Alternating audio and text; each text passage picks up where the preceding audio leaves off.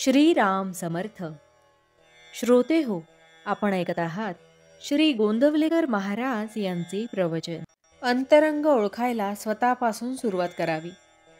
दुसऱ्याच्या मनातले ओळखणे ही फारशी मोठी विद्या नाही.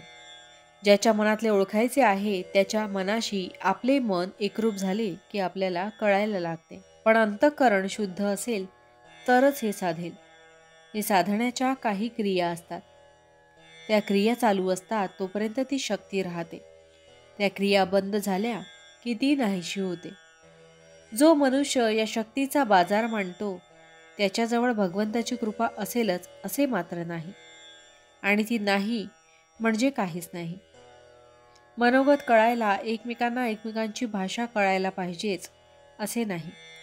समजा तेलंगणातला एक भिकारी आपल्या दारी भीक मागायला आला आणि तो एक तेलंगी गाणे म्हणू लागला. त्या गाण्याचा अर्थ आपल्याला मुळीच कळत नाही, पण हा भीक मागतो आहे हे आपण ओळखतो.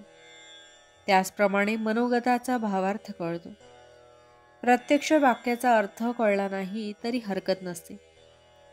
ऐकणारा खऱ्या उत्सुकतेने आला असेल तर सांगणाऱ्याचा भावार्थ त्याला आपोआप कळेल. पण ऐकणारा तसा नसेल तर सांगणाऱ्याने स्पष्ट सांगून सुद्धा त्याला कळायचे नाही. तत्वज्ञान हे कायम आणि कधीही न बदलणारे आहे. स्थलकालानुसार निराळ्या भाषेत ते मांडावे लागते इतकेच. समजा आपण गाडीत बसून दिल्लीला चाललो. गाडी दर क्षणी पुढे पुढे जाते, पण आपण आपल्या जागेवर बसूनच असतो. त्याप्रमाणे परिस्थिती सारखी बदलत असते.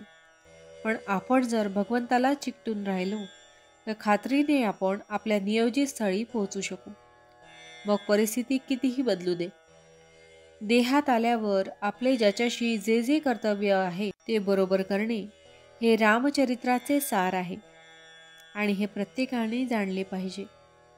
रामासमोर जाऊन मी अमुक अमुक करीत आहे असे त्याला सांगावे आणि आपल्या कार्याला लागावे.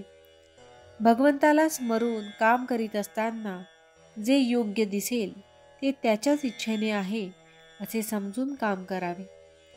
जो असे करेल त्याला समाधान झालेच पाहिजे. भगवत कृपेने मी सर्व कृत्ये करतो म्हटले म्हणजे अभिमान कशाला वाढेल. अंतरंग ओळखायला स्वतःपासून सुरुवात करावी. माझे चुकते कुठे हे पाहावे. तर्कशास्त्र शिकून तर्कटी बनू नये. तसेच संतांच्या अनुभवी वचनांकडे फार चिकित्सेने पाहू नये. संतांचे सांगणे अगदी सोप्या भाषेत असते. गंमत अशी की भगवंत आहे की नाही इथपासूनच लोक चिकित्सेला सुरुवात करतात आणि मोठ्या घोटाळ्यात पडतात, आणि शेवटी आहे तिथेच थांबण्याची त्यांच्यावर पाळी येते. प्रगती खुंटते. याकरिता भगवंताचे बूड कायम ठेवून चिकित्सा करावी. भावार्थ: देहरूप गावाहून रामरूप गावाच्या प्रवासात रामनाम हीच उत्तम शिदोरी होय. जानकी जीवन स्मरण जय जय राम. महारुद्र हनुमान की जय. समर्थ रामदास स्वामी महाराज की जय. सब संतन की जय. श्री अनंत कोटि ब्रह्मांड नायक राजाधिराज सच्चिदानंद सद्गुरु श्री ब्रह्म चैतन्य महाराज की जय. जय जय रघुवीर समर्थ. आता आपण 13 वेळा नामस्मरण करूया. श्रीराम जय राम जय जय राम. श्रीराम जय राम जय जय राम.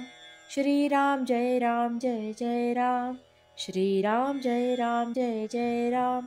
श्रीराम जय राम जय जय राम. श्रीराम जय राम जय जय राम. श्रीराम जय राम जय जय राम.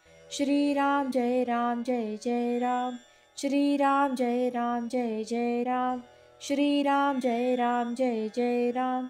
श्रीराम जय राम जय जय राम. श्रीराम जय राम जय जय राम. श्रीराम जय राम जय जय राम. जय श्रीराम.